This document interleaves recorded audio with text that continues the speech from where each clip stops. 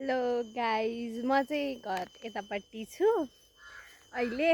यो चाहिँ हाम्रो घर भयो अनि यो चाहिँ हाम्रो बारी हो। हामीले धान काटिसक्यौँ होइन, देख्न सक्नुहुन्छ।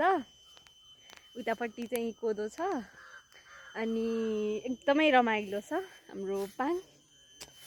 सबैजना आउन सक्नुहुन्छ। अनि त्यस पछाडि चाहिँ हाम्रोमा 12 मासे फुल भन्ने हुन्छ, 12 मास फुल्छ के। कस्तो राम्रो देखियो नि त गाइस। वाउ छ नि त है, पछाडि सबैले देख्न सक्नुहुन्छ। अनि त्यस पछाडि चाहिँ यो पनि हाम्रो घर हो। अनि हाम्रो तलतिरको घरभन्दा चाहिँ अब यति लास्ट अन्तिम घर पनि पर्छ।